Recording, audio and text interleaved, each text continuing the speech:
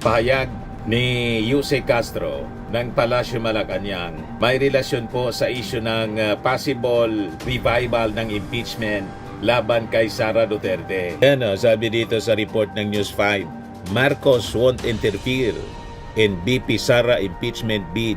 Sabi sa report ng Inquirer, Palace on anyone filing impeachment case versus Duterte, we won't interfere. Sabi ni Jose Castro, hindi po sakop ng Pangulo kung sino man ang magsasampa ng impeachment complaint laban sa Vice Presidente. Sa press briefing mga kababayan kanina, sabi ni Jose Castro, whatever happens sa niya regarding press briefing. Pero wala po ba siyang power na kausapin yung sa camera para naman maiwasan na ulit yung kagaya ng nangyari since parang yung nagbabagang mga balita at pagtalakay sa mga isyu ng lipunan. Pulsa, opinyon, banat at paglalantad sa katotohanan. Pulsa, what you see is what you get. You decide. Ito po mga kababayan si Dante Maravillas. Malinaw na po yung pahayag ni Jose Castro ng Palasyo Malacanang. May relasyon po sa issue ng possible revival ng impeachment laban kay Sara Duterte. Ang sabi ni Jose Castro, ang ating Pangulong Bongbong Marcos won't interfere sa anumang impeachment complaint na planong isampa laban kay Sara Duterte once naglaps yung 1-year bar sa pag-file mga kababayan ng impeachment complaint sa Vice Presidente. Yan sabi dito sa report ng News 5, Marcos won't interfere in BP Sara impeachment bid. Sabi sa report ng Inquirer, Palace on anyone filing impeachment case versus Duterte, we won't interfere. Biyado niya Mr. Maravillas ang ibig sabihin niya. Malinaw na po kung noong isang taon mga kababayan, nagpayag yung ating Pangulo na hindi niya sinusupport ang impeachment complaint laban kay Sara Duterte. Ano sa tingin ninyo ang ibig sabihin nitong pahayag ng Palasyo Malacanang na hindi mag-interfere?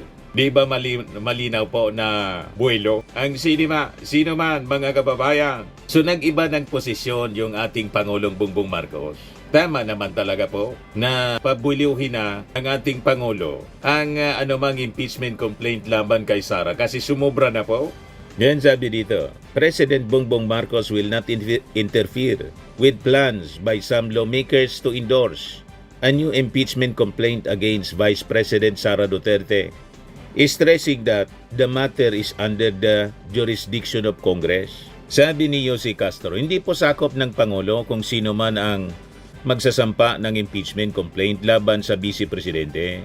Sa press briefing mga kababayan kanina, sabi ni Jose Castro, whatever happens sa niya regarding impeachment, that is within the jurisdiction of Congress. And if anyone files that case, the President will not interfere. But again, we will repeat this. The President wants those who should be held accountable to be held accountable. Di ba malinaw na?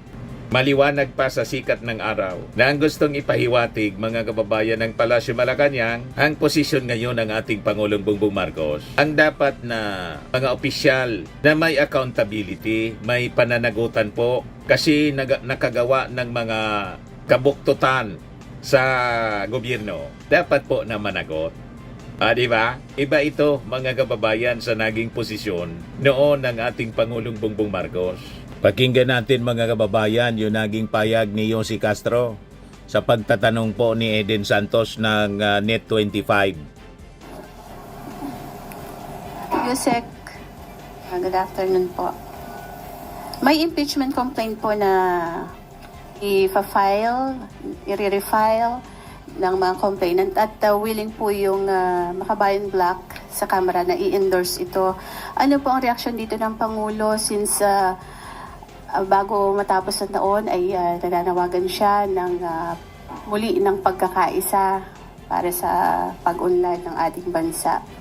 Ito po ba ay sa tingin ninyo makakatulong para dun sa hangarin ng administrasyon na unity at prosperity? Ang pagsasampa po ng impeachment complaint ng anumang grupo ay hindi po ito sakop ng Pangulo.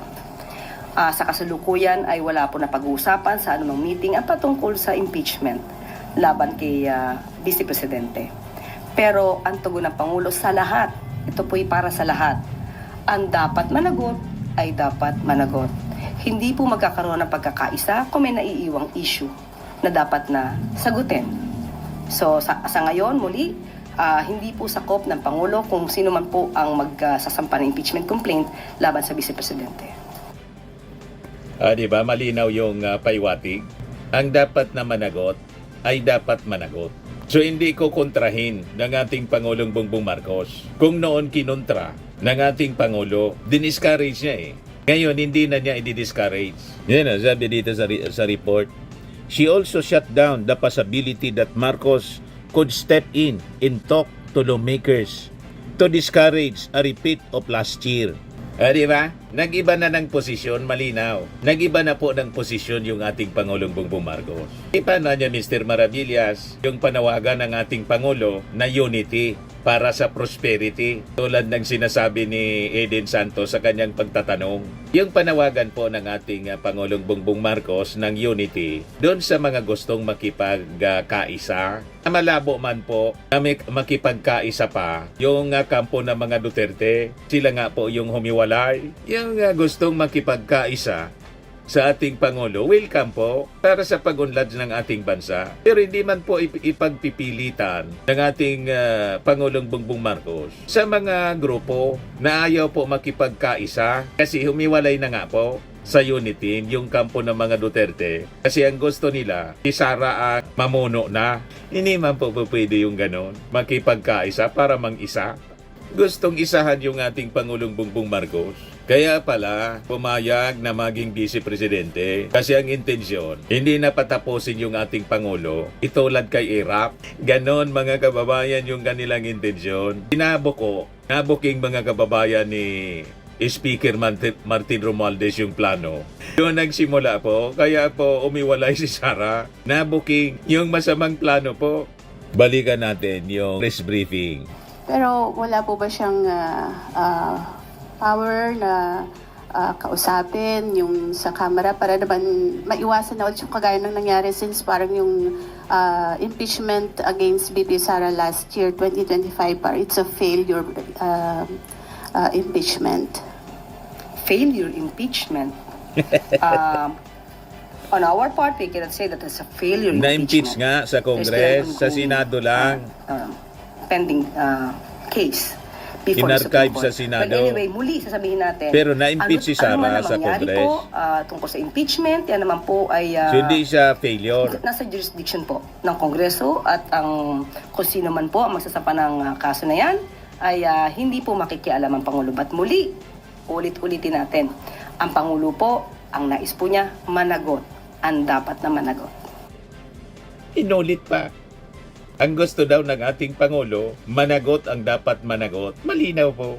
Hindi siya makikialam sa Congress. Hindi niya i-discourage. Kung last year diniscourage niya, kasi publicly sinabi niya, he is not supporting the impeachment laban kay Sara Duterte. Ngayon po, yung ating Pangulo mananahimik. Ang ibig sabihin, di ba, mga kababayan, may kasabihan yung mga matatanda, silence means yes. At in-emphasize pa, mga kababayan, 2 beses inulit ni Yossi Castro. Ang gusto naman anya ng ating Pangulo, managot ang dapat managot. Di ba malinaw po ang mensahe ng Palasyo Malacanang? Ang ibig sabihin nun, sinusupport ng ating Pangulo ang impeachment complaint laban po kay Sara Duterte. Yan ang interpretation natin noon. Iwan ko sa inyo kung hindi pa ninyo na-gets. Di ba po, malinaw? Dapat anyang managot. Ang dapat managot. Sabi ni Yossi Castro, hindi man to sasabihin ni Yossi Castro kung walang basbas sa ating Pangulo. Di ba po? Kalangan man magsalita ng ganun si Yossi Castro na hindi siya sinabihan. Ang mga secretaries and undersecretaries, mga kababayan, alter ego, the other self ng ating Pangulo. Di ba po? So malinaw ang mensahe. Managot ang dapat managot. Kasama doon, mga kababayan, si Sara. So hindi i-discourage ng ating Pangulo. Pag hindi i-discourage ng ating Pangulo, ang ibig sabihin niyan, ini-encourage. Di ba ganun man lang po, mga kababayan? Kitang-kita sa facial expression ni si Castro na ini-encourage po. Yan po. Pero ang tugon ng Pangulo sa lahat, ito po'y para sa lahat. Ang dapat managot ay dapat managot. Hindi po magkakaroon ng pagkakaisa kung may naiiwang issue na dapat na Malinaw po. sagutin. Hindi po sakop ng Pangulo kung sino man po ang magsasampa ng impeachment complaint laban sa Vice Presidente. Pero Failure impeachment. On our part, we cannot say that it's a failure impeachment. There's still an ongoing pending case before the Supreme Court. Well, anyway, muli sasabihin natin, ano man ang mangyari po tungkol sa impeachment, yan naman po ay nasa jurisdiction po ng Kongreso at ang kung sino man po ang magsasampa ng kaso na yan ay hindi po makikialam ang Pangulo. But muli, ulit-ulitin natin, ang Pangulo po, ang nais po niya, managot. Ang dapat na managot. Maliwanag pa sa sikat ng araw ang gustong ipahiwatig ni Yussi Castro. Ayos? Ayan man lang po ang short video natin. Ako po si Dante Maravillas. Bye-bye. God bless. Firmax Firming and Lifting Cream, pinapahid po sa mga pulses in affected area. Mainam po sa paninigas ng mga kaso-kasuan.